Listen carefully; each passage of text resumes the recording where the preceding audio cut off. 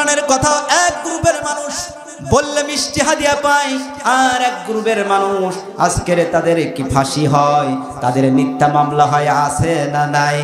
আরো জোরে কোন আছে না নাই? আল্লামা সাইয়্যিদ কুতুবের নাম শুনেছেন? কথা হবে আল্লাহর কোরআন থেকে। কে বেজার হলো? আজকের আলোচনা হবে আল্লাহর কোরআন থেকে। এই মাহফিলের সভাপতির পক্ষে আজকে আলোচনা হবে না, আমি বক্তা আমার মতো আলোচনা হবে না, কোন নেতার মতো আলোচনা হবে না। আজকের আলোচনা হবে আল্লাহর কোরআন থেকে। কে বেজার হবে আর কে খুশি হবে এটা আমার দেখার বিষয় না, ঠিক কিনা বলেন? এই কোরআনের কথা বলতে যে আমি গতদিন একটা মাহফিল করেছিলাম, আমার বড় বোন সকালে উঠে ফোন দিয়েছে যে তুই এই ধরনের কথা বলিস না। কি বলেছে? এই ধরনের কথা আমার বোন, বড় বোন খুব ভালোবাসে, এই জন্য সকালে উঠে আমার পরিবারের লোকজন বলছে এই সমস্ত কথা বলা যাবে না। আমি কি বলেছি একটু জানতে চান? জানতে চান? এই পৃথিবীর সবচেয়ে বড় জালেমকে আল্লাহ পাক কোন সাধারণ মানুষকে বলে নাই, কোন সাধারণ মানুষকে আল্লাহ পাক জালিম বলে সম্বোধন করেন নাই, কিন্তু আলেমদেরকে আল্লাহ পাক জালিম বলেছেন। কথা বলেছেন কে? এ কথা বলবেন কে? আমিন আমার আল্লাহ। জোরে কোন আমিন আমার আল্লাহ বলবেন। আমার আল্লাহ বলবেন সবচেয়ে বড় জালিম কে? সূরা বাকারার 140 নম্বর আয়াতে আল্লাহ পাক বলছেন ওয়ামান আযলামু মিম্মান কাতামা শাহাদাতান ইনদাহু মিনাল্লাহ। সূরা কোন আল্লাহু আকবার। আল্লাহ রাব্বুল আলামিন বলছেন ওমান আযলামু মিম্মান কাতামা। এখানে আল্লাহ রাব্বুল আলামিন ইন্টারোগেটিভ সেন্টেন্স ব্যবহার করেছেন, প্রশ্নবোধক সেন্টেন্স আল্লাহ পাক এখানে দিয়েছেন। আল্লাহ রাব্বুল আলামিন আমার কাছে আপনার কাছে প্রশ্ন করেছেন এই পৃথিবীর সবচেয়ে বড় জালেমকে তোমরা জানো? এই পৃথিবীর সবচেয়ে বড় জালেম হলো ওই ব্যক্তি যে আল্লাহ পাকের কোরআনের কথাগুলো গোপন করে রাখেন। বলেছেন কে? আরো জোরে বলেছেন কে? তাহলে সবচেয়ে বড় জালেম কোন সাধারণ মানুষকে বললেন নাই। আপনি একটু আপনার বিবেকের কান দেন।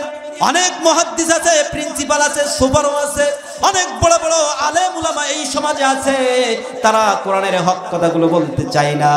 তারা জাতির কাছে ভালো থাকার জন্য, তাদের চাকরিটা বাঁচানোর কারণে তারা কোরআন কিন্তু সব জানে, কিন্তু কোরআনের হক কথাগুলো গোপন করে রাখে। আছে না নাই?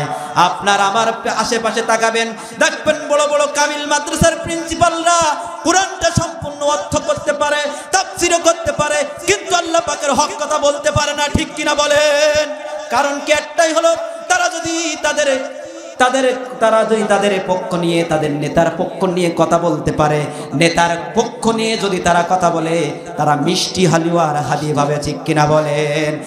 একই কোরআনের কথা বলতে যে তারা মিষ্টি হাদিয়া পায়, তারা একই কালেমার দাওয়াত দিয়ে মিষ্টি হাদিয়া পায়, আর একই কালেমার ব্যাখ্যা করতে যে বড় আল্লামা দেলাওয়ার হোসেন সাইদ 50 বছর যিনি তাফসীর করেন, তিনি ফাঁসির কাস্টে ঝোলে। ঠিক কিনা বলেন? মিথ্যা মামলায় কি আজকের ফেঁসে দিয়ে শাহাদাত বরণ করলেন। আল্লাহ পাকের কাছে সবচেয়ে বড় দোয়া করেছিলেন আমাদের কোরআনের পাখি যে আল্লাহ তুমি আমাদেরকে শহীদি মরণ দিও।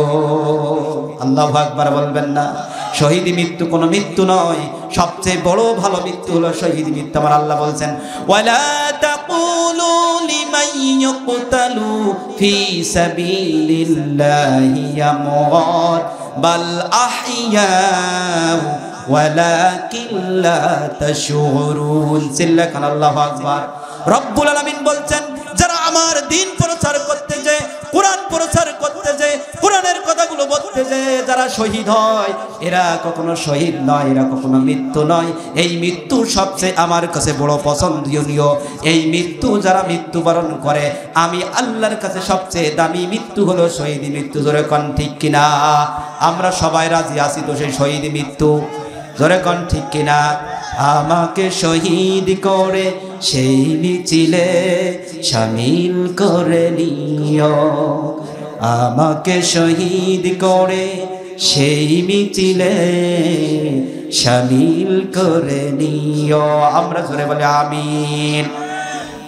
রব্বুল আলামিন বলছেন হে নবী, পথহারা মানুষদেরকে আপনি পথ দেখানোর জন্য এই কোরআনুল কারীমের আলো মানুষ যারা অন্ধকারের মধ্যে চলে গিয়েছে, ওই শয়তানের তাগুতের আইনের মধ্যে যারা চলে গিয়েছে, ওই আইনকে বাদ দিয়া মানুষ যাতে করে আমি আল্লাহর আইনের দিকে দৌড়াই, এজন্য আমি কোরআন পাঠিয়েছি। জোরে কোন সুবহানাল্লাহ। সম্মানিত ভাইরা খেয়াল করুন, এই কোরআনুল কারীম শুধু সকালে আপনি একটু তেলাওয়াত করবেন আর মুখে একটু চুমা দিয়ে তাকের পরে রাখবেন, এজন্য কোরআন এসেছে নাকি? সিল্লায় কানের জন্য কোরআন এসেছে নাকি? কোরআনের তাবিজটা লিখবেন, তাবিজ লিখে গলায় ঝুলিয়ে রাখবেন, এজন্য কোরআন এসেছে নাকি? কথা বলেন, এজন্য কোরআন এসেছে? কোরআন এসেছে ওই জন্য না, কোরআন এসেছে এই অসভ্য মানুষটাকে সভ্য করার জন্য, অশান্ত মানুষটাকে শান্ত করার জন্য, অশান্ত সমাজটাকে শান্ত সমাজে পরিহার করার জন্য এই কোরআন আল্লাহ পাক পাঠিয়েছেন। এখন আপনাদের কাছে প্রশ্ন, আপনারা আমার কাছে প্রশ্ন করতে পারেন, হুজুর এই অন্ধকার কি আর আলো কি বুঝলাম না। অন্ধকার মানে হলো শয়তানের আইন আর তাগুতের আইন, আর আলো বলতে বুঝিয়েছেন আল্লাহর আইন। আমরা মানবো আল্লাহর টানা শয়তানেরটা? আরো জোরে বলেন, শয়তানের টানা আল্লাহরটা? জাইলিয়াত যুগে যখন পাপে ছেয়ে গিয়েছিল, যখন মানুষ খুন খারাপি রাহাজানি, কন্যা সন্তানকে জীবন্ত কবর দিত, যে যুগে নারীর কোনো সম্মান ছিল না, এমন একটা যুগে আল্লাহ পাক এই কোরআনুল কারীম পাঠিয়ে বিশ্ব নবীকে বললেন, ওই সমস্ত পথ হারা মানুষদেরকে তুমি আলোর পথে ডাকার জন্য এই কোরআন পাঠিয়েছি। জোরে কোন সুবহানাল্লাহ, আরো জোরে কোন সুবহানাল্লাহ। শুধু তাই নাই বন্ধুরা আমার, এই যে তাফসীরুল কোরআন মাহফিল লিখা দেখছেন, কিছু মানুষ আছে এই তাফসীরুল কোরআন মাহফিল লিখা দেখলে তারা সহ্য করতে পারে না। চিল্লা এখন ঠিক কিনা? আছে না না এরকম এক গ্রুপের মানুষ? তাফসীরুল কোরআন মাহফিল লিখা থাকে, নেতারা তো কি ভালো পড়তেও পারে না, ঠিক কিনা বলেন? বলে আউযু বিল্লাহি বিসমিল্লাহির রহমানির রহিম। আছে না না এরকম? এরকম নেতা আছে না নাই? এরা কোরআন পড়তে জানে না, হাদিস পড়তে জানে না। এক গ্রুপের মানুষ যে বলে, নেতা সাহেব ওখানে তাফসীরুল কোরআন মাহফিল হচ্ছে, তুমি কি জানো এটা কারা করে? এই তাফসীরুল কোরআন মাহফিল কারা করে? এই তাফসীরুল কোরআন মাহফিল দেয় তারা, বাংলাদেশে ইসলামী সংগঠন করে যারা, ঠিক কিনা বলেন? এই বলে মাহফিলগুলো, কোরআনের মাহফিলগুলোকে বঞ্চিত করা হয়, আপনাদের মুসলমানদের বঞ্চিত করা হয়, ঠিক কিনা বলেন? ওই নেতাও জানে না তাফসীর মানে কি। তাফসীর মানে কি বলবেন কে? আরো জোরে বলেন। আমি প্রথমেই বলেছি আপনাদের আওয়াজ হবে তো আমার আওয়াজ ভালো হবে, ঠিক কিনা বলেন? তাফসীরুল কোরআন মাহফিল দিতে হবে বলেছেন কে? আমরা দলিল নেব কোরআনুল কারীম থেকে। এই তাফসীরুল কোরআন মাহফিল কোনো মানুষের বানানো নয়, কোনো দলের নাই, কোনো জাতির নয়, কোনো বানানো নয়। আমার আল্লাহ পাক স্বয়ং তাফসীর করতে বলেছেন। চিল্লায়ে কোন ঠিক কিনা?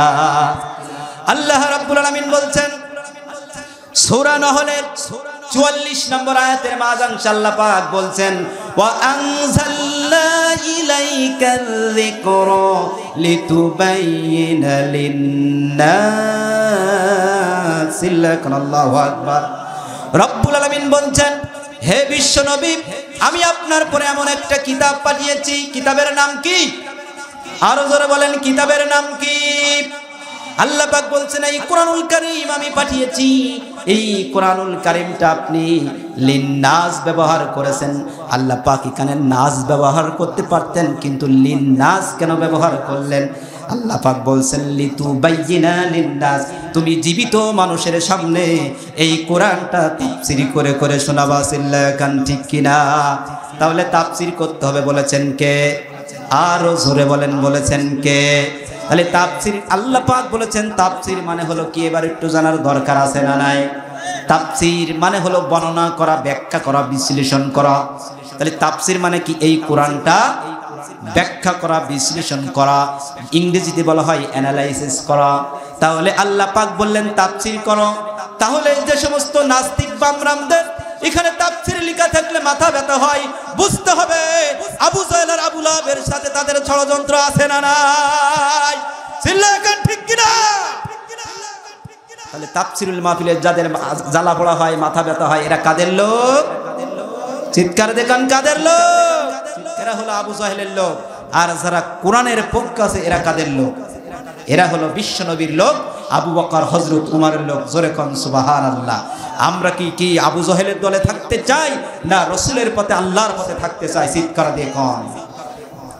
এবার দেখেন বন্ধুরা আমার, আল্লাহ পাক রব্বুল আলামিন বলেছেন যে এই কোরআনুল কারীম আমি জীবিত মানুষের জন্য পাঠিয়েছি।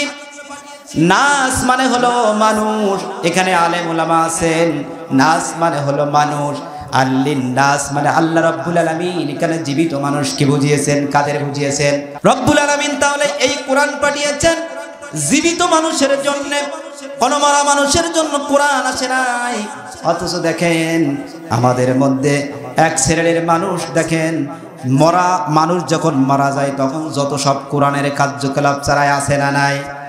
কোরআনুল কারীম জীবিত মানুষ, আল্লাহ পাক বলছেন জীবিত মানুষের পরে কোরআন নাজিল করেছি। কিন্তু জীবিত অবস্থায় আমাদের জীবন থাকতে আমরা এই কোরআনটা পরিচালনা করি না। মানুষ যখন মারা যায়, পাশে যখন হেফজখানা থাকে, আমরা সকলেই বলি যখন আমাদের পিতা মারা যায়, আমাদের মা মারা যায়, আব্বা মারা যায়, ভাই মারা যায়, প্রতিবেশী মারা যায়, আমরা সকলে বলি যে ওই হেফজখানার বাচ্চাদের ডাকো, আর মৃত্যু লাশের পাশে পাশে কোরআন পড়াও আছে না নাই? চিল্লা এখন। তাহলে আল্লাহ বলছেন জীবিত মানুষের জন্য কোরআন পাঠিয়েছি, আর আমরা কি করলাম? মরা মানুষের জন্য কি এটা মানা হয়? ঠিক কিনা বলেন সম্মানিত ভাইরা? তাহলে রব্বুল আলামিন বলছেন এটা হলো জীবিত মানুষের জন্য, আর আজকে এটা আমরা মরা মানুষের জন্য বানিয়ে নিয়েছি। বলেন তো যখন মানুষ মারা যায় ওর সামনে যদি বলেন আকিমুস সালাওয়াতুজ যাকাত, নামাজ কায়েম করো, যাকাত দাও, আর যদি বলা হয় জিনা করা যাবে না, বোনের সম্পদ ফাঁকি দেওয়া যাবে না, জনগণের মাল ফাঁকি দেওয়া যাবে না, বলেন তো মরা মানুষের সামনে যদি এই কাজগুলো করা হয় তাহলে কি আদৌ মানতে পারবে? এইগুলো দরকার ছিল কোন অবস্থায়? চিৎকার দেখুন, কোন অবস্থায়? জীবিত যখন ছিলেন তখন এইগুলো দরকার ছিল। কিন্তু আমরা বড় আহম্মক, কোরআন না পড়ার কারণে, কোরআন না জানার কারণে আমরা আজকের মরা মানুষের কাজে লাগিয়েছি। আর কি বলি জানেন? মানুষ যখন মারা যায় বিসমিল্লাহি ওয়া আলা মিল্লাতি রাসূলিল্লাহ, যে কবরে যখন আমরা নামাই তখন বলি যে হে আল্লাহ এই লোকটা রাসূলের আদেশের পরে প্রতিষ্ঠিত ছিল। এরকম লোক আছে না নাই? অথচ সারা জীবন ইসলামের বিপক্ষে সে পদক্ষেপ নিয়েছে। ঠিক কিনা বলেন? এমন লোক মারা যায় যারা ইসলাম থেকে দূরে ছিল, ইসলামের ষড়যন্ত্র করেছে, কোরআন যেখানে কোরআনের আলোচনা হয়েছে সেখানে বাধা দিয়েছে। চিল্লা এখন ঠিক কিনা? আর এমন কি এই কোরআনের বাধা তো দিয়েছে, শুধু বাধা দেয় ক্ষান্ত হয় নাই।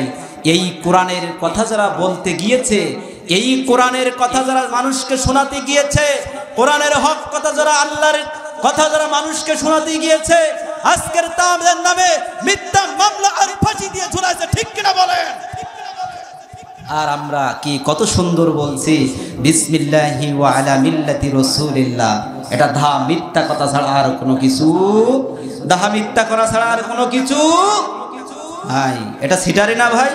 সারা জীবন ইসলামের বিপক্ষে, এমনকি ইসলামের কথা যারা বলতে গিয়েছে আজকে তাদের মিথ্যা মামলা হামলা দিয়ে ফাঁসির কাস্টে ঝুলাই আছে। এই সমস্ত লোক আবার মারা গেলে আমরা কি তাদের জানাজা দিই? ঠিক কিনা বলেন? হুজুররাও এখন চালাক হয়েছে, করার কিছু নাই, চাকরি বাঁচাতে হলে তো জানাজা পড়তে যেতে হয়। ঠিক কিনা বলেন?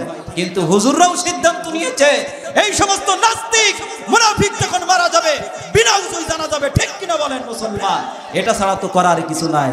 তাহলে আজকের এই শ্রেণীর মানুষ আছে না নাই? আরো জোরে বলেন, আছে না নাই? আজকের সবচেয়ে বড় জালেমকে জানেন? আজকে সবচেয়ে বড় জালেম হলো, আল্লাহ পাক বলবেন সেই কথাটা সবচেয়ে বড় জালেমকে। আজকের যারা কোরআনের হক কথাগুলো বলতে যায়, আজকের তাদেরকে রাত্রে ঘরের থেকে ভালো মানুষ ধরে নিয়ে যে হাজারো হাজারো মামলায় ঝুলায় দেয়। ঠিক কিনা বলেন মুসলমান? আপনারা যতই আমাদের হামলা মামলা ভয়ের দেখান না কেন, এই জীবন আল্লাহ পাক দিয়েছেন, জীবন আল্লাহ পাক দিবেন। আপনারা যত বড় ভয় দেখান না করো, আমাদের জীবন চলে যাবে, চাকরি চলে যাবে, তারপরও ইসলাম থেকে কিঞ্চিত পরিমাণ সরে দাঁড়াবো না। কারা কারা রাজি দুই হাত তুলে আল্লাহকে দেখান।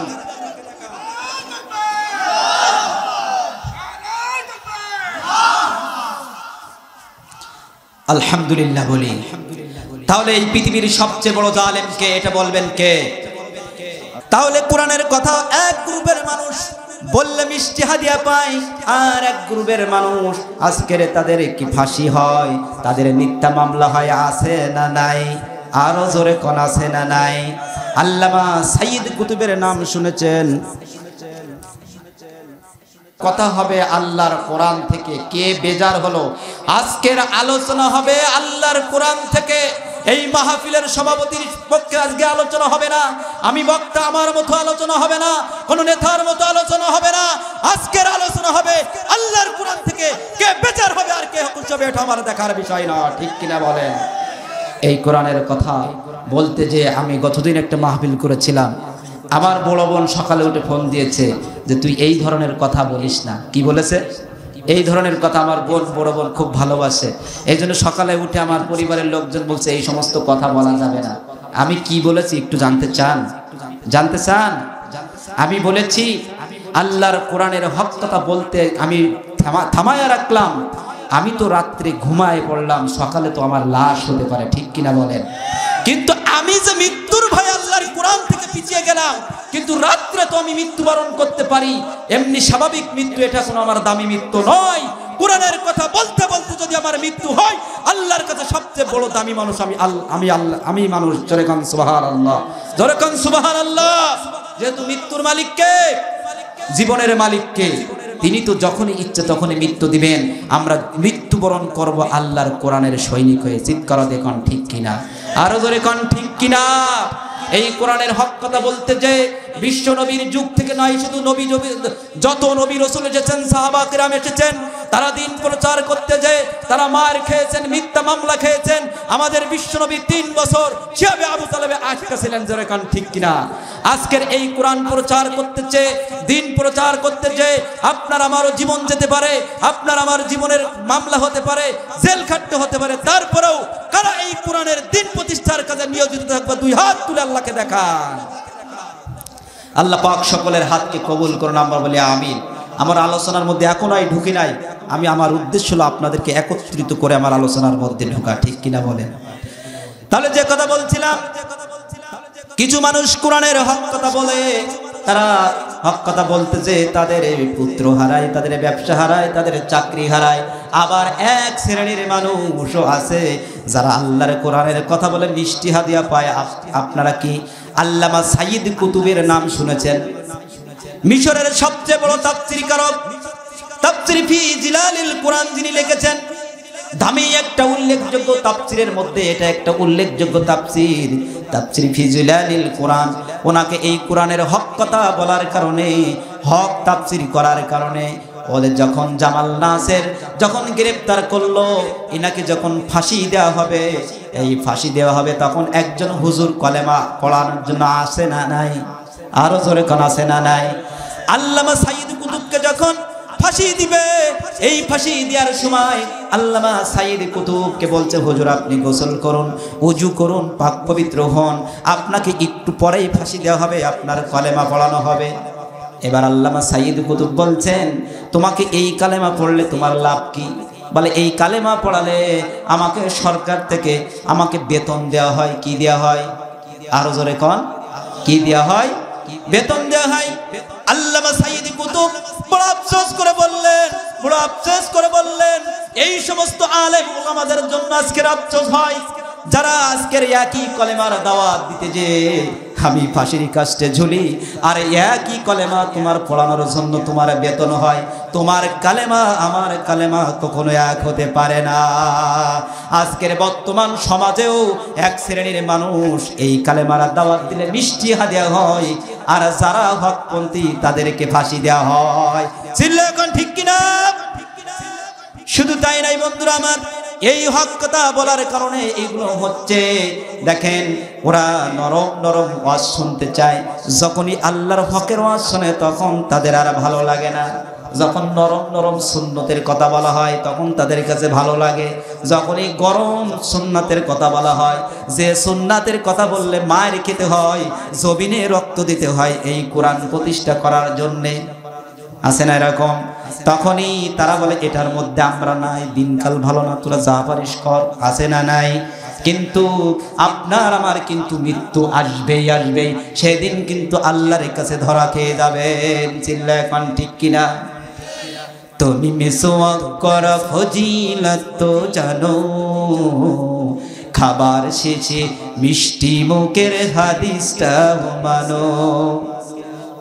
শুধু হক কথাটা উচ্চ স্বরে বলতে পারো না, অন্যায় দেখে বারুদ হয়ে জ্বলতে পারো না। চিল্লা এখন ঠিক কিনা?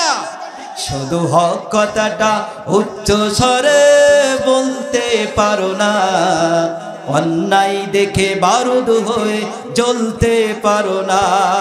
কেমন মুসলমান তুমি একটু ভাবো না, কেমন তোমার ঈমান একটু বলো না। তুমি মিসওয়াক করো ফজিলত তো জানো, খাবার শেষে মিষ্টি মুখের হাদিসটাও মানো। তুমি যে কালেমার দাওয়াত দিলে বুকেতে নাই তুলে, দেখো সেই কালেমার দাওয়াত দিয়ে কতজন আজ ফাঁসিতে ঝোলে। ঠিক কিনা বলেন? তুমি যে কোরআনের ওয়াজ করলে হাদিয়া তোহফা মিলে, দেখো সেই কোরআনের ব্যাখ্যা লিখে কেউ ফাঁসিতে ঝোলে। ঠিক কিনা বলেন? তুমি দুনিয়ার মোহে জীবনের মায়া ছাড়তে পারো না, তুমি দুনিয়ার মোহে জীবনের মায়া ছাড়তে পারো না। প্রভুর রাহি প্রাণ বিনিয়ে দিতে জানো না, কেমন মুসলমান তুমি একটু ভাবো না, কেমন তোমার ঈমান একটু বলো না। যারা দিবাস জামি যায় লড়ে যায় দিন কায়েমের তরে, তুমি তাদেরকেও জঙ্গি বলো বাতিলের সুর ধরে। ফতোয়া দিয়ে উম্মার মাঝে বিভক্তি শুধু বাড়াও, নিজে কি ভাবো হক বাকিরা ভুলেও নীতিটা ছড়াও। তুমি ভাঙনের খেলা খেলতে জানো, গোলটে জানো না। তুমি ভাঙনের খেলা খেলতে জানো, গোলটে জানো না। খোদার রজ্জু আঁকড়ে ধরে থাকতে জানো না। তুমি কেমন মুসলমান তুমি একটু ভাবো না, কেমন তোমার ঈমান একটু ভাবো না। তুমি মিসওয়াক করা ফজিলত তো জানো, খাবার শেষে মিষ্টি মুখের হাদিসটাও মানো। আলহামদুলিল্লাহ বলেন, আলহামদুলিল্লাহ বলেন। কষ্ট পেয়েছেন ভাই? কষ্ট পেয়েছেন নাকি? আমি কোরআনুল কারীম থেকে একটি মাত্র আয়াত তেলাওয়াত করেছি। কোরআনুল কারীমের সর্ববৃহত্তম সূরা, সূরার নাম কি? সূরাল বাকারা। এখান থেকে 286 নম্বর আয়াতের মধ্যে আমি একটা মাত্র ছোট্ট আয়াত আপনাদের সামনে তেলাওয়াত করেছি। সূরার নাম্বার 152। কত নাম্বার? 152 নম্বর সূরা আয়াত। আল্লাহ পাকের কাছে দোয়া করছি, সাহায্য চাচ্ছি। আল্লাহ পাক যেন এই আয়াতকে সামনে রেখে আমাকে সুন্দর সুন্দর কথা বলার তৌফিক দান করেন। আমরা বলি আমিন। এই আয়াতটির মধ্যে একটি শব্দ রয়েছে জাল কাপড়া, জিকির। কি রয়েছে? জাল কাপড়া। ভালো করে আলোচনা শুনবেন। জাল কাপড়া জিকির, 3টা অক্ষরের নাই একটা শব্দ। কয়টা অক্ষর? 3টা অক্ষরের নাই একটা শব্দ। এই জিকির শব্দের অর্থ দেখেন, দুনিয়াটা আজকের চেয়ে গিয়েছে। এই দুনিয়ায় জিকির শব্দ আল্লাহ কি করেছেন, আল্লাহ কিভাবে জিকির করতে বলেছেন, আর আমরা কিভাবে করছি, আজকের এটা জানবো ইনশাআল্লাহ। আজকের দেখেন কত রকমের জিকির নেটের মধ্যে শুনে দেখেন, হুক্কা হু হা হু, এরকম কত রকমের। আবার একটা জিকির দেখলাম নেটের মধ্যে, ইন্টারনেটের মধ্যে, যে নাম দিয়েছে কারেন্ট জিকির। জিকিরের নাম কি? সিল্লা এখন জিকিরের নাম কি? কারেন্ট জিকির। মানে কি বোঝেন? যে এখানে আমি ওয়াজ করছি, ওখান থেকে একজনের ঠাস করে এসে কি কারেন্টের মতো শর্ট করেছে। আছে না নাই? আছে না নাই? তাই নাম দিয়েছে কারেন্ট জিকির। এরকম জিকির কোরআনে আছে কি না আজকে জানবো ইনশাআল্লাহ। আমরা আমাদের জীবন পরিবর্তন করবো। রাজি আছি তো মুসলমান? আমি জাল কাপড়া জিকির শব্দের 5টা আয়াত আপনাদের জন্য চয়েস করেছি যে জিকির শব্দের মূল অর্থ কি। কিন্তু আমরা মনে করি শুধু মনে হয় সুবহানাল্লাহ, আলহামদুলিল্লাহ, লা ইলাহা ইল্লাল্লাহ, এটাও জিকির। কিন্তু এটা শুধু জিকির নয়, এর সাথে জিকির আরো জড়িত আছে। জিকির যেখানে যাবে সেখানে জিকির আছে। আপনার পরিবার বলেন, ব্যক্তিগত, সমাজ, রাজনৈতিক, আপনার যেখানেই যাবেন না কেন, মাদ্রাসা, মসজিদ, স্কুল, কলেজ, ইউনিভার্সিটি, যেখানে যাবেন এখানে আল্লাহর জিকির আছে না নাই? আরো জোরে বলেন, আছে না নাই? আজকের আপনাদের জন্য 5টা আয়াত চয়েস করেছি, এরপরে আলোচনা আস্তে আস্তে করব।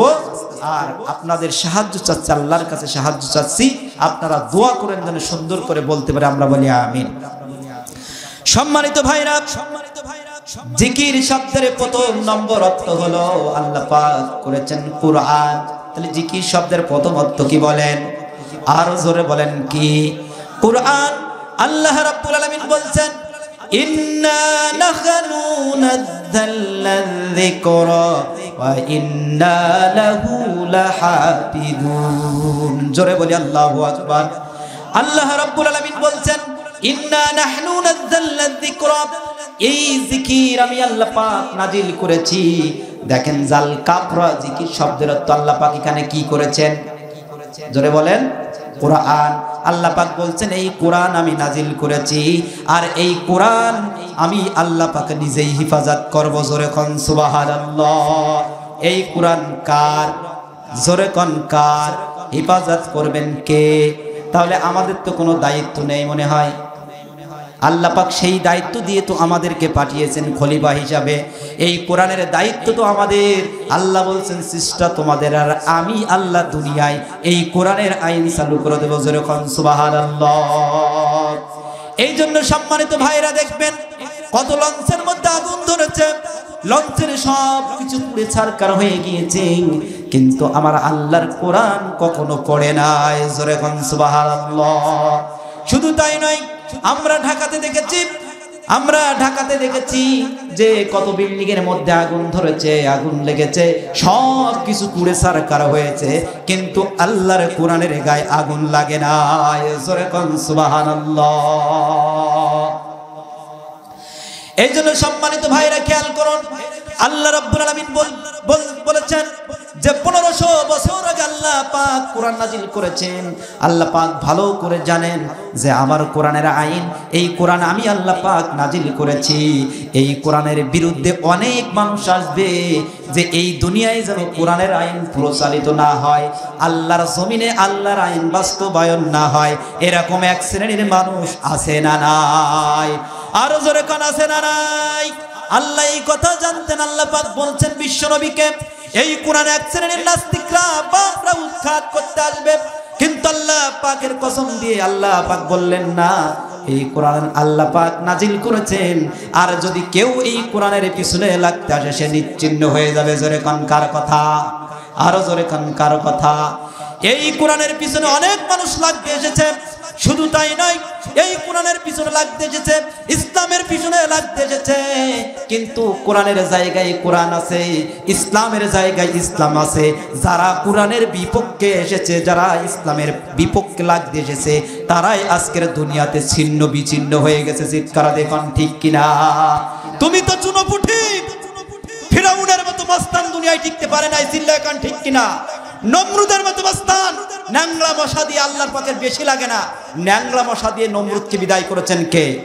সে আল্লাহ পাককে এখনো আছে? আছে? মনে হয় একটু দুর্বল হয়েছে, একটু শক্তি কম হয়ে গেছে।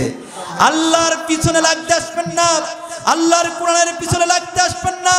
আল্লাহর কোরআনের পিছনে লাগতে আসলে আল্লাহ পাক যেমন নমরুদকে ন্যাংরা মশা দিয়ে চিরে বিদায় করেছেন, ফিরাউনকে পানিতে চুবাই চুবাই মেরেছেন, আপনার অবস্থা কিন্তু ওই রকম হয়ে। চিল্লায় এখন, ঠিক কিনা?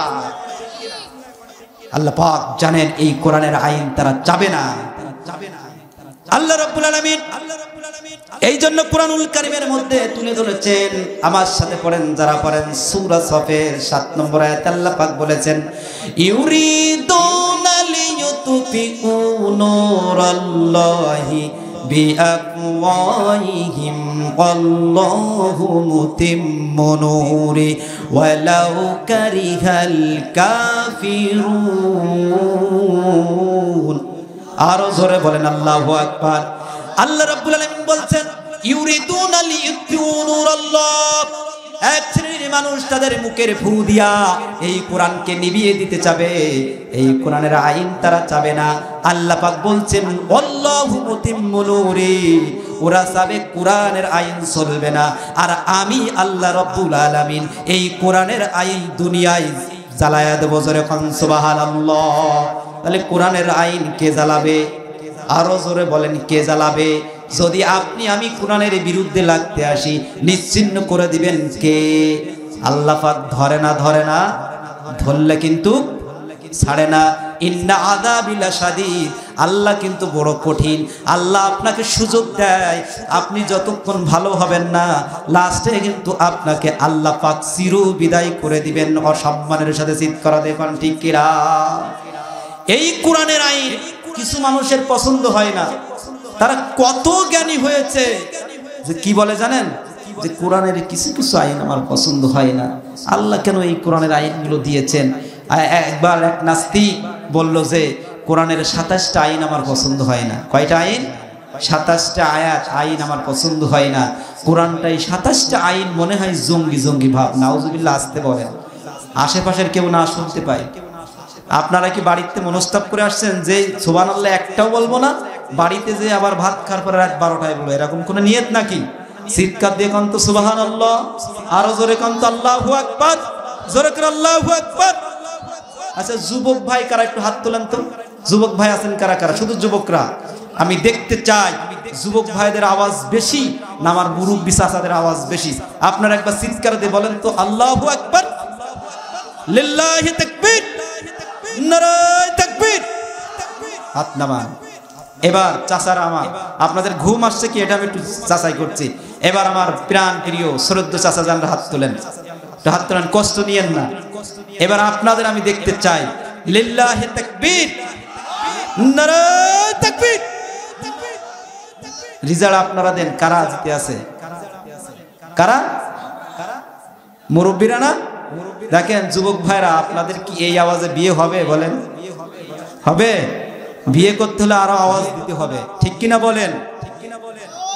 এবার সবাই একযোগে বলেন তো কত সুন্দর হয়। সবাই লিল্লাহি তাকবীর, লিল্লাহি তাকবীর। আলহামদুলিল্লাহ। আপনারা রাগ করেছেন ভাই? রাগ করেন নাই তো? আপনারা অমনোযোগীকে আমি এই জন্য একটু অ্যাটেন্ড করে নিচ্ছি, মনোযোগী করে নিচ্ছি আপনাদেরকে। তাহলে এক নাস্তিক বলেছে এই কোরআনের ২৭টা আইন পছন্দ হয় না, জঙ্গি জঙ্গি ভাব মনে হয়। নাউজুবিল্লাহ বলেন। এই কোরআনের ২৭টা আইন, এই কোরআন কি জঙ্গি উৎখাত করতে এসেছে না জঙ্গি তৈরি করতে এসেছে? আপনারা বলেন। চিৎকার দেখুন। কোরআন জঙ্গি সাপোর্ট দেয়? কোরআন কি কোনো চোরের সাপোর্ট দেয়? কোনো সুদ করে সাপোর্ট দেয়? ঘুষ করে সাপোর্ট দেয়? তাহলে কেন আপনার পছন্দ হয় না? আপনার পছন্দ হয় না কোরআনের আইন মানলে তো আপনার হাত আগে কাটা পড়বে। কারণ সাধারণ মানুষ কলা চুরি করে, কচু চুরি করে, আর আপনি নেতা হয়ে জনগণের লক্ষ লক্ষ টাকা হাতিয়ে নিয়ে কেথুনের ব্যবসায় ধরা পড়েন, ঠিক কিনা বলেন? এই জন্য আপনি মনে করেন যে কোরআনে আছে আস-সারিকু আস-সারিকাতু ফাকতু আইদুহুমা, যে চুরি করলে নারী হোক পুরুষ হোক উভয় হাত কেটে দাও। এখন আপনি মনে করেন কোরআনের দিন বিজয় যদি হয়ে যায় তাহলে কি চোরের বড় চোর আমি, তাহলে আমার হাত তো আগে কাটা পড়ে। এজন্য বোঝা যায় তারা কোরআনের বিপক্ষে দাঁড়ায়, যাতে করে কোরআনের আইন যেন এই দুনিয়ায় না হয় পরিচালিত, তাতে করে তারা বেঁচে যায়, ঠিক কিনা বলেন? এই জন্য তাদের মাথা ঘামান। আপনি যতই আপনার পছন্দ না হয় কোরআনের আইন, আল্লাহ বলছেন তোমার পছন্দ হলো কি না হলো ওটা আমার যায় আসে না। কিন্তু কোরআনের ২৭টি কেন, ২৮টি কেন, ৫টা কেন, ১০টা কেন, একটা কেন, একটা জের জবর কারো চেঞ্জ করার ক্ষমতা, আরো সিলেকান কারোর ক্ষমতা, কারোর ক্ষমতা নাই। বলবেন কে? বলবেন কে? বাস আজকের আয়াত মিলা মিলা শুনবেন, আর বাড়িতে যে কোরআন খুলে দেখবেন যে হুজুর ভুল বললেন না সঠিক বললেন, এটা যাচাই করবেন। পারবো না ইনশাআল্লাহ। আল্লাহ রাব্বুল আলামিন বলছেন ওয়া তাম্মাত কালিমাতু ওয়া আদলা লা মুবাদদিলা লিকালিমাতি। জোরে কোন আল্লাহু আকবার। রব্বুল আলামিন বলছেন কোরআন সত্য আর ন্যায় দিয়ে কোরআন ফিলআপ করা হয়েছে। কোরআনের যেখানে যেটা লাগবে, যেখানে যেটা প্রয়োজন, আমি আল্লাহ পাক কমপ্লিট করে দিয়েছি। কার পছন্দ হবে না হবে না এটা আমার দেখার বিষয় নয়। কেউ যদি বলে যে আমার পছন্দ নয়, 27 কেন 28 কেন, একটা মাত্র অক্ষর চেঞ্জ করার ক্ষমতা কারোর নাই। বলেছেন কে? তাহলে আল্লাহ পাক বলছেন এটা আল্লাহর কোরআনের আয়াত না আমার বানানো? হাফেজ সাহেব আছেন না সামনে, এটা কি কোরআনে আছে না নাই? তাহলে আল্লাহ পাক বলছেন এই কোরআনের কথা। এখন আপনাদের কাছে একটু আমি প্রশ্ন করতে চাই, বিশ্ব নবীকে আল্লাহ পাক কেন পাঠালেন এটা জানার দরকার আছে না নাই? বিশ্ব নবীকে তো এমনি এমনি আল্লাহ পাক পাঠান নাই, পাঠাইছেন নাকি? নবীর একটা মিশন আছে না নাই? মিশন আছে না? নবীর একটা মিশন আছে। দেখেন, নবীর একটা মিশন হলো হুয়াল্লাযী আরসালা রাসূলাহু বিল হুদা ওয়া দীনিল হক লিইযহিরাহু আলা দ্বীনি কুল্লি। সুবহানাল্লাহু আকবার। আল্লাহ পাক বলছেন বিশ্ব নবী আপনার পরে একটা কিতাব দিয়েছি, একটা সত্য দ্বীন দিয়েছি, এর নাম কি? কোরআন। এই দ্বীন দিয়েছে কোরআনুল কারীম। এই কোরআনুল কারীম এই দুনিয়ায় কোরআনের আইন বাস্তবায়ন করবেন, এজন্য আপনাকে পাঠিয়েছি। চিৎকার দেখুন ঠিক কিনা? তাহলে বিশ্বনবীকে কি জন্য পাঠিয়েছেন? এই কোরআন প্রতিষ্ঠা করার জন্য বিশ্বনবীকে দুনিয়ায় প্রেরণ করেছে। জোরে কোন সুবহানাল্লাহ। এখন আসুন, বিশ্বনবী কে আল্লাহ পাক বলছেন বিশ্বনবীর গায়ে যদি কোনো মশা লাগতো আল্লাহ পাকের ভালো লাগে না। সুবহানাল্লাহ বলবেন না? আরো জোরে কোন সুবহানাল্লাহ। তাহলে বিশ্বনবীর গায়ে মশা পড়লে আল্লাহর ভালো লাগে না, রোদ লাগলে আল্লাহর ভালো লাগে না। মশা পড়লে আল্লাহ তাড়িয়ে দেওয়ার ব্যবস্থা করে, রোদ লাগলে আল্লাহ গাছের ছায়া দেয়। তাহলে আপনাদের কাছে এখন প্রশ্ন, ভাইরা আপনারা জ্ঞানী মানুষ, আমি জানি, এলাকার সংগঠনের মানুষ বেশি, আমিও জানি। তাহলে এবার দেখেন যে বিশ্বনবীর গায়ে মশা পড়লে আল্লাহর ভালো লাগে না, সহ্য হয় না, রোদ লাগলে ভালো হয় না, সেই নবী তায়েফের মাঠে রক্তাক্ত হলো, আমার আল্লাহ ছিলেন না? আরো জোরে কোন ছিলেন না? যে নবী উহুদের মাঠে দমদান শহীদ হলেন সেই সময় আমার আল্লাহ ছিলেন না? আরো জোরে কোন ছিলেন না? তাহলে যে বিশ্ব নবীর গায়ে মশা পড়লে আল্লাহ তাড়ায় দেন, ভালো লাগে না? যে বিশ্ব নবীর গায়ে রোদ লাগলে আল্লাহর ভালো লাগে না, ছায়ার ব্যবস্থা করে দেয়, সেই আল্লাহ তাআলা বলছেন যে হে বিশ্ব নবী, আপনার এই কোরআন বিজয় করতে চেয়ে, এই দিন বিজয় করতে চেয়ে আপনার জীবন থাকবে কি যাবে এটা আমার দেখার বিষয় নয়। আপনার মিশন হলো এই কোরআনের আইন বাস্তবায়ন করা। ঠিক কিনা বলেন? হে মুসলমান, সেই কোরআনের সৈনিক আমরা। আজকের আমরা তার উম্মত। আমাদের দায়িত্ব হলো এই কোরআনের মিশন। আমাদের মিশন হলো এই জমিনে এই কোরআন বাস্তবায়ন করতে গিয়ে আপনার মৃত্যু হতে পারে, আপনার বিপদ মুসিবত বালা মুসিবত আসতে পারে, তারপরেও আমরা পিছিয়ে থাকবো না। কারা কারা রাজি আছেন দুই হাত তুলে আল্লাহকে দেখান। আল্লাহ পাক সকলের আয়াতকে কবুল করুন।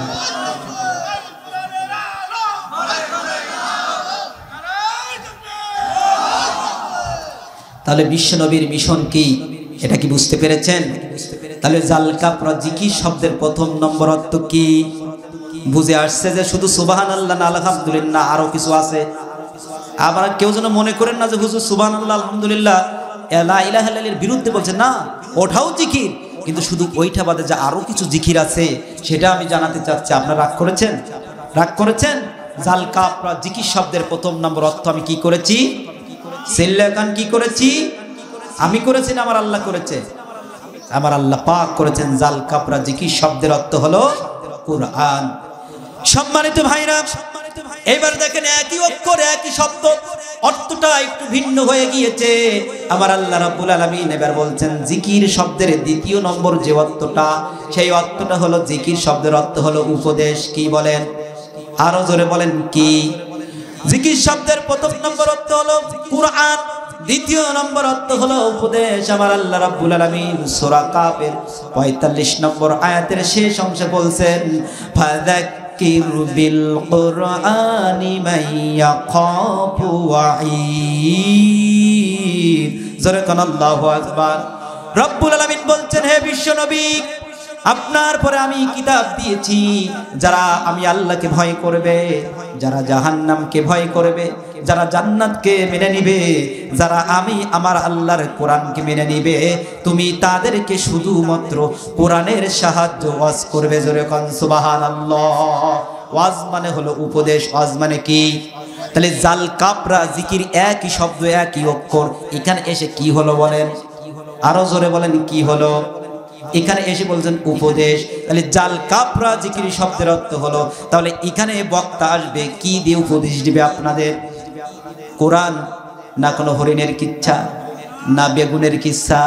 এরকম এই কোরআনের মঞ্চ আমার এই যুবক ভাইরা সাজিয়েছেন কত কষ্ট করে, আর এখানে এসে কিচ্ছা বলে চলে যাবে, কোরআনের হক আদায় হবে না। জোরে কোন ঠিক কিনা? এখানে কোরআনের মঞ্চ, এই কোরআনের মঞ্চে শুধু একমাত্র কোরআন থেকে আলোচনা হবে। কোরআন থেকে আলোচনা হলে আপনারা শুনবেন, না হলে আপনার ওই আলোচনা গ্রান্ট। এখানে যে বলবে বলবেন হুজুর আমরা কোরআন শুনতে চাই, রাজি আছেন আমরা? আপনারা বলবেন ওখান থেকে হুজুর আমরা কোরআন থেকে ওয়াজ শুনতে চাই, রাজি আছি তো মুসলমান? তাহলে কোরআন থেকে ওয়াজ করতে হবে বলেছেন কে? আজকের যদি সমাজটা কোরআনের ওয়াজ হতো, এই সমাজটা পরিবর্তন হয়ে যেত। জোরে কোন সুবহানাল্লাহ। বন্ধুরা আমার, এইবার খেয়াল করুন, সংসদে পরে যাই, সমাজে পরে আসি, প্রথম ব্যক্তিগত জীবন থেকে নিয়া পরিবার থেকে নিয়ে যদি এই কোরআন দিয়ে ওয়াজ করা হতো, আজকের জীবনটাও পরিবর্তন হতো, পরিবারটাও পরিবর্তন হতো। চিল্লায় কোন ঠিক কিনা? ও সম্মানিত মা বোনেরা, সম্মানিত বাবারা, যুবক ভাইরা শুনে রাখুন, আল্লাহ পাক বলেছেন কোরআন দিয়ে ওয়াজ করতে। ও যারা পিতামাতা আছেন, আপনার সন্তানটাকে যদি একটু কোরআন দিয়ে প্রাথমিক ওয়াজ করতেন, আল্লাহর কসম দিয়ে বলি আপনার সন্তান কখনো মদের আসরে যেত না। চিল্লায় কান ঠিক কিনা? অনেক মানুষ এসে বলে হুজুর আমার সন্তানের জন্য একটু দোয়া করেন। ওই রাত 12টায় বাড়ি এসে গাজার আদর দিয়ে মদের আসর থেকে, হুজুর আমার মেয়েও কি অন্য ছেলেদের সাথে সম্পর্ক করে পিতামাতার মনটাকে অসন্তুষ্ট করে চলে যায়। এরকম আছে না নাই? ও মা বোনেরা, আপনি তো ভুল করেছেন। ও বাপজানেরা, আপনি তো ভুল করেছেন। আপনার ছেলেকে ছোটবেলা থেকে কোরআনের ওয়াজ না করে আপনি বরং তাদেরকে করেছেন কিন্ডার গার্ডেন আর কেজি স্কুলে 10 কেজি ওজনের একটা ব্যাগ ধরে দিয়েছেন। জোরে কোন ঠিক কিনা? আপনি যদি প্রথম আপনার সন্তানকে এই কোরআন দিয়ে যদি ওয়াজ করতেন যে বাবা এইটা করা যাবে না, সুদের আসরে যাওয়া যাবে না, গাঁজা খাওয়া যাবে না, মা বেপর্দায় যাওয়া যাবে না, কোনো পুরুষের সাথে সম্পর্ক করা যাবে না, পর্দায় তোর চেহারা দেখানো যাবে না কোনো পুরুষকে, এই ওয়াজ যদি আপনি করে দিতেন আপনার সন্তানকে, তাহলে মনে হয় বিপদে যেত। আরো জোরে কোন বিপদে যেত? আপনার বিপদে যাবে। আপনি একজন ইংরেজি, বাংলা এইসব টিউশনি অঙ্ক করছেন, 3000 5000 টাকা দিয়ে মাসে পড়াচ্ছেন। আর যেই এবার আপনার ছেলেকে, আগে তো সকালবেলায় উঠে দেখতাম সব মক্তবে দৌড়াতো, এখন আর মক্তবে খুঁজে পাওয়া যায় না, এখন সব কিন্ডার গার্ডেন আর কেজি স্কুলে দৌড়ায়। ঠিক কিনা বলেন? আপনার কি কি ক্ষতি হতে পারে আজকের কোরআন দিয়ে আওয়াজ করলে, সেটা আমি সামনে বলবো। আজকের যখন আরবি পড়াতে যাই মক্তবে, যে হুজুর কত টাকা দিতে হবে মাসে, বলে 50 টাকা। বলে 50 টাকা? মানে আসমান থেকে ওষুধ খেয়ে পড়ে চিৎকার দেখুন। ঠিক কিনা? আপনি বাংলা, ইংরেজি, অঙ্ক আপনি পড়ান, ভালো কথা, এটা আপনার দুনিয়ায় ফল পাবেন। দুনিয়ায় আপনার ছেলে চাকরি পাবে, ব্যারিস্টার হবে, ডিসি হবে, এসপি হবে, ইওন হবে, কিন্তু দুনিয়ায় থেকে যাবে। যদি আপনার পরকালে পৌঁছাবে না, যদি এই কোরআন আপনি শিক্ষা দিতে পারেন আপনার ছেলে মেয়েকে, কবরে বসে বসে এর সওয়াব আপনি পাবেন। জোরে কোন সুবহানাল্লাহ। বলে হুজুর 50 টাকা? আমি মনে করি 50 নয়, যদি আপনার মাসে যদি 10,000 টাকা লাগে, 1 লক্ষ টাকা থাকে, এই কোরআন শিক্ষা করা আপনার সবচেয়ে বড় জরুরি। চিল্লা এখন ঠিক কিনা? আল কোরআন হুজ্জাতুল লাকা ওয়া আলাইক। এই কোরআন আপনার জন্য কি সুপারিশ করবে যদি আপনি কোরআনের সাথে লেগে থাকেন। আর কোরআনের বিপক্ষে গেলে আপনি জাহান্নামী হয়ে যাবেন। সিট করা দেখুন ঠিক কিনা? কোরআন মানুষকে জান্নাতে নিয়ে যাবে, আবার কোরআন মানুষকে জাহান্নামে নিয়ে যাবে। আপনি কোরআনের সাথে থাকবেন, আপনি জান্নাত পাবেন। কোরআনের সাথে থাকবেন না, আপনার কপালে জাহান্নাম ছাড়া আর কিছুই জড়বে না। চিল্লা এখন ঠিক কিনা? সম্মানিত ভাইরা, যদি আপনি আপনার সন্তানকে কোরআন দিয়ে একটু ওয়াজ করতেন, আপনার সন্তান কখনো ওই সারা রাত কি ফেসবুকে কি টাচ ফোনে চ্যাট করতো না, আপনার মেয়েওটা চ্যাট করতো না, আপনার ছেলেও চ্যাট করতো না। এবং শুধু তাই নাই, আপনার সন্তানকে আপনি কোরআন না শিক্ষা দেওয়ার কারণে আপনার কি হতে পারে দেখুন। আপনার সন্তানকে কোরআন না শিক্ষা দিলে দেখেন, দুইটা ছেলে, একটা থাকে আমেরিকা, একটা থাকে লন্ডন, বাপ অনেক টাকা পয়সার মালিক, অনেক কিছুর মালিক, এই সন্তানকে কোরআন না শিক্ষার কারণে কি অবস্থা হয়। একটা যায় আমেরিকায় লেখাপড়া করতে, একটা থাকে লন্ডনে, একটা থাকে ফ্রান্সে, এরকম বাইরে থাকে, আর আপনার কোটি কোটি টাকা থাকে, কিন্তু আপনার 5 তলা বাড়ি আছে, 10 তলা বাড়ি আছে, আপনার জীবনে সুখ নাই। লাস্টে করে আপনি যখন বিছানায় পড়টু হয়ে যান, অসুস্থ হয়ে যান, আপনার দেখার মতো কোনো মানুষ থাকে না, আপনার শেষে করে আপনাকে বৃদ্ধাশ্রম ছাড়া আর কিছু হয় না। ঠিক কিনা বলেন? আপনি এই সমস্ত লেখাপড়া করাবেন, আপনার ছেলে মেয়ে ডিসি এসপি হয়ে যাবে, ইউনো হয়ে যাবে, বড় বড় লেভেলে চলে যাবে, কোনো লাভ হবে না, লাস্টে আপনার বৃদ্ধাশ্রমে যেতে হবে। আল্লাহর কসম দিয়ে বলি, এই পর্যন্ত মাদ্রাসা লেখাপড়া করায় কোনো আলেম সন্তান তার পিতামাতাকে এখনো কখনো ফেলে দেয়? ফেলে দেয়? ফেলে দেয় নাই। কষ্ট হচ্ছে আপনাদের? কষ্ট হচ্ছে? শুধু তাই নাই, আপনার সন্তানকে কোরআন দিয়ে নাওয়াজ করলে আপনি যে একজন পিতা, আপনি যে একজন মাতা, আপনি কোনো হক পাবেন না। আপনার যখন বয়স বেশি হয়ে যাবে, আপনি অবহেলিত হবেন, লাঞ্ছিত হবেন, বঞ্চিত হবেন। আপনার ছেলেও দেখবে না, আপনার মেয়েও দেখবে না, যদি কোরআন না থাকে। কি না থাকে? রব্বুল আলামিন বলছেন, ওয়া ওয়াসাইনাল ইনসানা বিওয়ালিদাইহি ইহসানা হামালাতুহু উম্মুহু কুরহা ওয়া ওয়াদাআতুহু কুরহা ওয়া হামলুহু ওয়া ফিসালুহু 30 শাহরা। সিদকার দেখেন, আল্লাহু আকবার। রব্বুল আলামিন বলছেন, হে পৃথিবীর মানুষ, শুনে রাখো, জেনে রাখো, আমি তোমাদেরকে নির্দেশ দিয়েছি, তোমরা তোমাদের পিতা মাতার সাথে ভালো আচরণ করবে, ভালো ব্যবহার করবে। এখন আপনাদের কাছে প্রশ্ন হলো যে ভালো আচরণ শুধু পিতা মাতার কথা বললেন কেন, আর পৃথিবী কারোর কথা বললেন না? পিতা মাতার কথা কেন বললেন? আল্লাহ পাকের কোনো রহস্য আছে না নাই? রহস্য আছে না নাই? আচ্ছা, এই কোরআনে আল্লাহ পাক বলছেন পিতা মাতার সাথে ভালো আচরণ করো, কারণটা কি? কারণ আছে না? এর কারণ হলো দুইটা। কয়টা? সিল্লাকান কয়টা? এর কারণ কয়টা? দুইটা। স্পেশাল ভাবে পিতামাতার কেন কথা আল্লাহ পাক বললেন? আল্লাহ পাক বললেন ওয়া হামলুহু ফিসালুহু 30 শাহরা। এক নম্বর কারণ হলো যে তোমার পিতামাতা তোমাকে 10 মাস গর্ভধারণ করেছে। আল্লাহু আকবার কোন, আর জোরে কোন আল্লাহু আকবার। পিতামাতা 10 মাস, মা 10 মাস গর্ভধারণ করেছে। ও যুবক ভাইরা, তুমি যে তোমার মায়ের সাথে খারাপ আচরণ করো, তোমার বাবার সাথে খারাপ আচরণ করো, এখনো তুমি বোঝো নাই যে কি জন্য যে তুমি করো। তোমার অনুধাবন হয় নাই। তুমি যখন বিবাহ করবা, তুমি তখন একটু অনুধাবন করবা যে মা হওয়া কত কঠিন, বাবা হওয়া কত কঠিন। এখন কিছুই বুঝছো না। আমি আল্লাহর কসম দিয়ে বলছি, আমার মা যে কত বড় আমি আগে বুঝতাম না, আমার বাবা কত বড় আমি আগে বুঝতাম না। আমি যখনই বিয়ে করেছি, একটা বাচ্চা আমার 20 মাস বয়স, তখনই আমি বুঝে গেছি যে মা কি জিনিস। আল্লাহু আকবার। মা যেন কোনো জিনিস না। হুমা নারুকা হুমা জান্নাতুকা। মা আপনার পিতামাতা আপনার জান্নাত, আবার পিতামাতা জাহান্নাম। কত বড় কঠিন কথা। আপনি যখন বিবাহ করবেন, আপনি একটু পরীক্ষা করবেন। আমি যেভাবে পরীক্ষা করেছি এবার একটু বলি। আমার স্ত্রীর পেটে যখন আমার সন্তান আসলো, তখন আমি যখন ভাত খেতাম দুইজন একসাথে বসে বসে, তখন দেখতাম একই সঙ্গে ভাত খাচ্ছি প্লেট নিয়ে। হঠাৎ করে আমার স্ত্রী খেতে খেতে হঠাৎ উঠে গিয়েছে, যে হঠাৎ করে দেলে হেলান দিয়েছে, বালিশে একবার কাত হয় একবার সই। আমি তখন বুঝলাম যে একটা সন্তান গর্ভধারণ করা কত কঠিন। রাত্রে ঘুমিয়ে আছি, শীতের রাতে লেপের তলে ঘুমিয়ে আছি আরামে। আমি একটু পরে দেখি যে আমার স্ত্রী উঠে গিয়েছে, দেয়ালের সাথে হেলান দিয়ে বসে আছে। আল্লাহু আকবার বলবেন না? শুধু তাই নাই, একবার ওঠে, একবার কাত হয়, একবার বালিশে হেলান দেয়। আমি তো নাক ডেকে ডেকে ঘুম পড়ি। দেখেন তার কত কষ্ট হয়। আল্লাহ পাক এমনি এমনি ভালো ব্যবহার করতে বলেছেন না। এবার একটু আপনাদেরকে বুঝাই যে 10 মাস গর্ভধারণ করা কত কঠিন। বলেন তো এখান থেকে যশোর কত কিলো? একটু বলেন কত কিলো হবে? আচ্ছা এখান থেকে যশোর যেতে কত মিনিট কত ঘন্টা লাগবে? 1 ঘন্টা লাগে?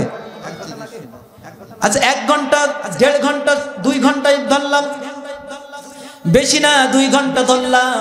আপনাকে আমি যদি বলি ভাই আপনার এই ডাঙ্গা মহিষডা বাজার থেকে 2 কেজি আপনার 4 কেজি ওজনের, বলেন তো মায়ের পেটে যে সন্তানটা থাকে এই সন্তান কত কেজি হয়? আরো জোরে বলেন। আপনারা বুঝছেন না মানে আমার আলোচনা ছেড়ে দিব ভাই, রাগ করেছেন? কত কেজি হয় বলেন? 2 কেজি, 3 কেজি, 4 কেজি, 5 কেজি পর্যন্ত আছে। আমি এবারে সে 3 কেজি ধরলাম, 3 কেজি ধরলাম বা 3.5 কেজি ধরলাম। এখন এই মা 10 মাস গর্ভধারণ করে 4 কেজি 3.5 কেজি ওজনের বাচ্চা 10 মাস গর্ভধারণ করে বহন করে।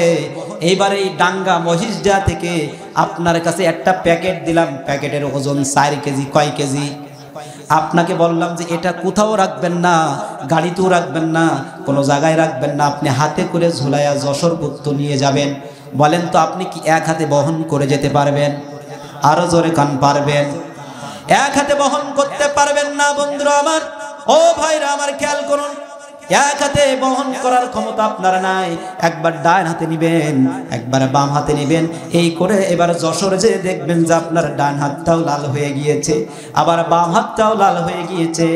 ও ভাইরা 1.5 ঘন্টার 2 ঘন্টার জন্যে আপনি 4 কেজি ওজনের বোঝা বহন করতে পারলেন না।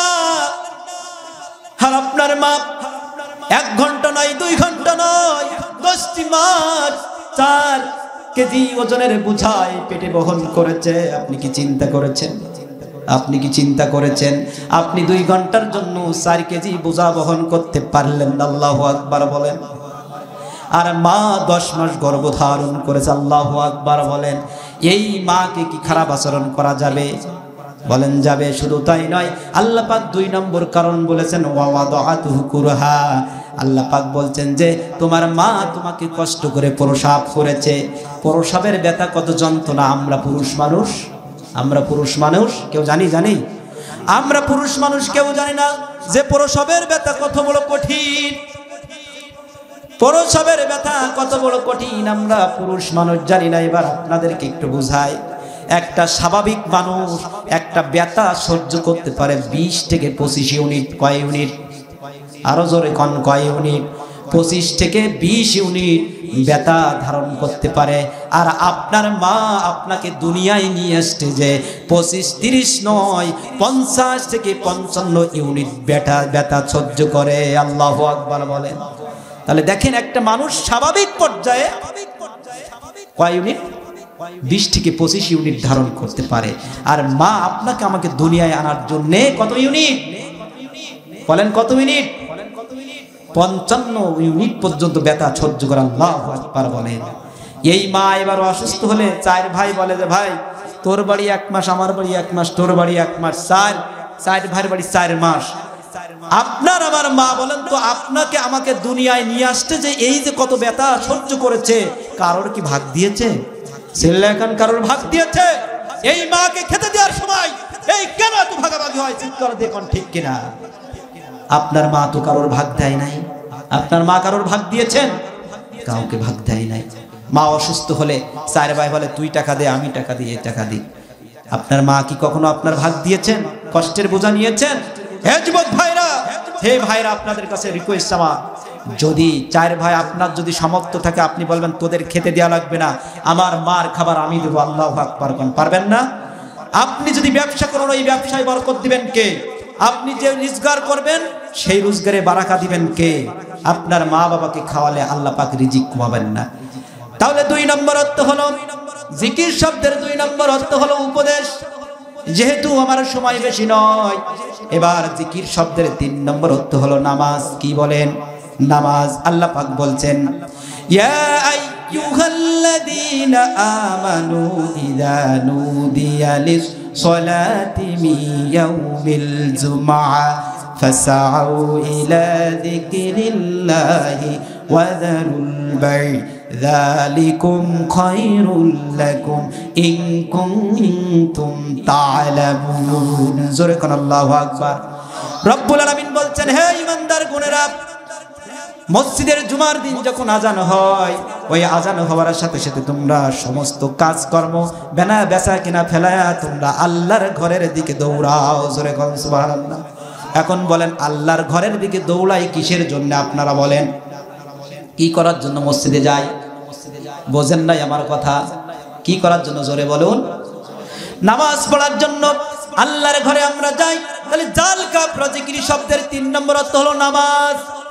এবার দেখেন, আমার সময় যেহেতু কম, আমি সংক্ষেপে বলে যেতে চাই যে নামাজ, এই নামাজটা আল্লাহ পাক বলছেন ইন্নাস সালাতা তানহা আনিল ফাহশাই ওয়াল মুনকার, যে সমস্ত খারাপ কাজ থেকে নামাজ বিরত রাখে।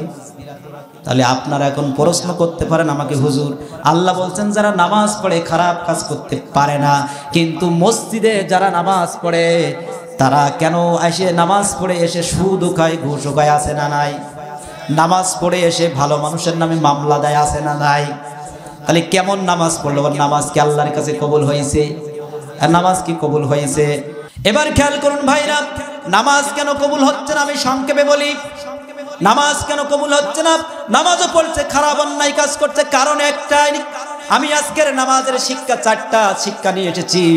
এই 4টা শিক্ষা আমাদের জীবনে নাই, এই জন্য আমাদের নামাজ কবুল হচ্ছে না। কয়টা শিক্ষা? 4টা। প্রথম নম্বর হলো নামাজ বিনয়ী শিক্ষা দেয়। কি শিক্ষা দেয়? চিৎকার দিয়ে কোন নামাজ কি শিক্ষা দেয়? বিনয়ী। বলেন তো, আমরা যখন মসজিদে নামাজ পড়তে যাই, নামাজ যখন পড়তে যাই তখন আল্লাহু আকবার বলে আমরা বিনয়ীর সাথে যখন হাত বাঁধি, বলেন আল্লাহর সামনে যখন দাঁড়াই, তখন কি কোনো বেয়াদবি করি আমরা? আরো জোরে কোনো বেয়াদবি করি? কোনো বেয়াদবি করি না। তাহলে আল্লাহর কাছ থেকে মসজিদে নামাজে শিক্ষা দিল যে নম্র হতে হবে, ভদ্র হতে হবে। তাহলে নামাজের প্রথম শিক্ষা হলো বিনয়ী হতে হবে, ভদ্র হতে হবে। তারপরেও কেন আমরা মসজিদের নামাজ পড়ে আসি? নামাজের শিক্ষা বিনয়ী হতে হবে, ভদ্র হতে হবে, কিন্তু আমরা নামাজ থেকে পড়ে আসি, আমরা বিভিন্ন মানুষের নামে মামলা হামলা দিয়ে, বিভিন্ন কেস কাজ দিয়ে ভরে দিই। একজন ভালো মানুষের এসে কানের তলায় থাপড় দিয়ে, আসে না নাই? তাহলে নামাজ শিক্ষা দিল কারোর সাথে খারাপ আচরণ করা যাবে না। আর আপনি কি? করোনার সময় আমরা দেখেছি, করোনার সময় সমস্ত হুজুররা এক হয়ে, এই করোনার সময় আপনার পিতা, আপনার ছেলে করোনার লাশ কি ধরে নাই? ধরেছে নাকি? ধরে নাই। কিন্তু আল্লাহর কসম দিয়ে বলি, আপনার যখন কেউ ছিল না, এই আলেম ওলামা, এই হুজুররা কিন্তু আপনার কফন দাফন করেছিল। চিল্লায় কান ঠিক কিনা? যে হুজুররা আপনাকে এত ভালোবাসে, যে আলেম ওলামা এত ভালোবাসে, আপনার করোনার লাশটা পর্যন্ত কি করো কবরে দাফন করেছে, সেই হুজুরদের বিরুদ্ধে আজকের কেন তো হামলা মামলার বাদরামি কেন? চিৎকার দিয়ে কোন ঠিক কিনা? আজকের আপনার যে হুজুরদের পিছনে এত কেন বাদরামি করেন? সাবধান হয়ে যান।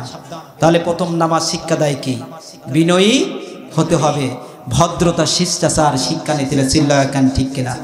রব্বুল আলামিন বলছেন, ওয়াতাআফলাহাল মুমিনুন আল্লাযীনা হুম ফি সলাতিহিম খাশিউন উলাইকা হুমুল ওয়ারিসুন আল্লাযীনা ইয়ারিসুনাল ফিরদাউসা হুম ফিহা খালিদুন। আমরা আল্লাহর কাছে বললাম, হে আল্লাহ, নামাজ পড়লে লাভ কি হবে? নামাজে ভদ্র বিনয়ী হলে লাভ কি? আমার আল্লাহ বললেন যে একজন পিতা মারা যাওয়ার সাথে সাথে ওই পিতার সম্পদের মালিক কে হয়? আরো জোরে কান, কে হয়? তাহলে ওই সম্পদের মালিক, পিতার সম্পদের মালিক সন্তানেরা হয়ে যায়। আল্লাহ রাব্বুল আলামিন বলছেন অটোমেটিক্যাল যারা নামাজে বিনয়ী হয়, নামাজে ভদ্রই হয়, আল্লাহ পাক বলছেন তারা মারা যাওয়ার সাথে সাথে জান্নাতুল ফিরদাউসের ওয়ারিশ হয়ে যায়। জোরে কোন সুবহানাল্লাহ। 2 নম্বর নামাজের শিক্ষা হলো, নামাজ শিক্ষা দিয়েছে নামাজে ঐক্য করতে হবে। চিল্লায় কান, কি করতে হবে?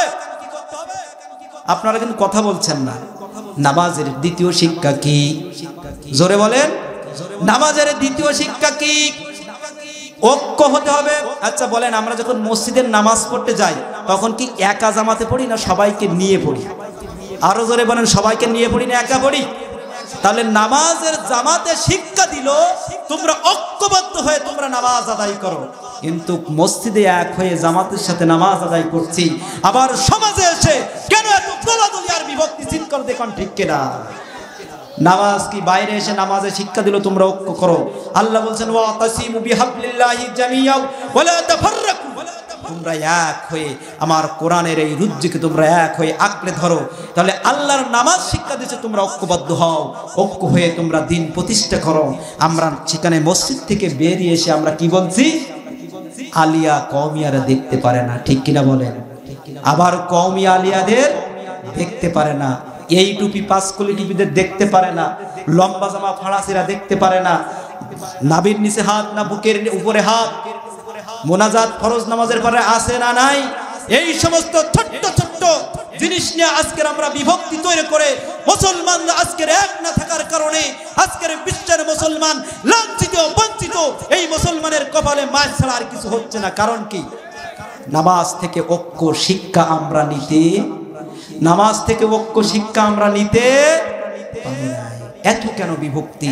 আপনার নামাজ শিক্ষা দিচ্ছে আপনাকে ঐক্য করতে হবে, আপনাকে ঐক্য হয়ে আপনাকে এক প্ল্যাটফর্মে এসে আপনাকে এক সারিবদ্ধ হয়ে ইসলাম প্রচারে দিন কায়েমের কাজে নিয়োজিত থাকতে হবে বলেছেন কে? তাহলে নামাজ শিক্ষা আমরা নিচ্ছি মসজিদ থেকে, তাহলে নামাজ কবুল হবে? প্রথমত কি বিনয়ী হতে হবে, ভদ্র হতে হবে। দ্বিতীয়, ঐক্যবদ্ধ হয়ে ইসলাম প্রতিষ্ঠার ক্ষেত্রে পিরাসিয়ে শিশিরের মতো আমরা এক হয়ে এই দিনকে প্রতিষ্ঠা করব ইনশাআল্লাহ। তিন নম্বর বন্ধুরা আমার, আমি জ্ঞানীদের জন্য কথা বলছি, শুনুন। নামাজের যে 3 নম্বর শিক্ষা, বলেন তো মসজিদে যাকে ইমাম নিয়োগ দেন, বলি মনিরামপুর কেন্দ্র মসজিদের মুসল্লি কতজন? 500 হয়? 500 হয় না? 500 বললাম। এখন মনিরামপুর মসজিদের ইমাম নেওয়া হবে।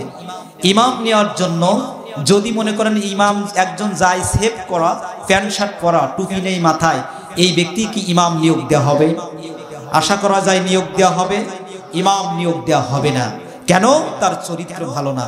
একজন 500 মানুষের নেতা, ইমাম মানে নেতা, এই নেতাকে যখন নিয়োগ দেওয়া হয় তখন তার চরিত্র কেমন, তার লম্বা জামা আছে কি, তার দাড়ি আছে কি, তার টুপি সুন্দর আছে কি, তার স্ত্রী কি পর্দায় চলে কি, তার ছেলে মেয়ে পর্দায় চলে কি, সুদ ঘুষ খায় কি, জেনাবে বিচারি করে কি, মদ গাঁজা খায় কি, এটা আমরা দেখি না। তারপরে নামাজের তাহলে 3 নম্বর যে হক, 3 নম্বর যে আমরা শিক্ষা পাচ্ছি, এটা হলো কি করতে হবে? একজন নেতা যখন তৈরি করছে আমরা চরিত্রবান দেখে দেখে নেতা তৈরি করতে হবে, ঠিক কিনা বলেন? চরিত্রবান নেতা দেখে তৈরি করতে হবে। বন্ধুরা আমার, 500 মানুষের ইমাম নিয়োগ দেওয়ার জন্য আপনি কি অনেক কিছু দেখলেন, নামাজ পড়ে কি, তার স্ত্রী ঠিক আছে কি, পুত্র ঠিক আছে কি, কিন্তু একটা উপজেলায় 3 লক্ষ মানুষের নেতা যাকে বানানো হয় আমরা সেদিকে খেয়াল করলাম না। 500 মানুষের নেতা বানাই, আজকের দেখি তার চরিত্র ঠিক আছে কিনা। 3 লক্ষ মানুষের ইমাম যাকে বানানো হয় তার চরিত্র ঠিক করার দরকার আছে না নাই?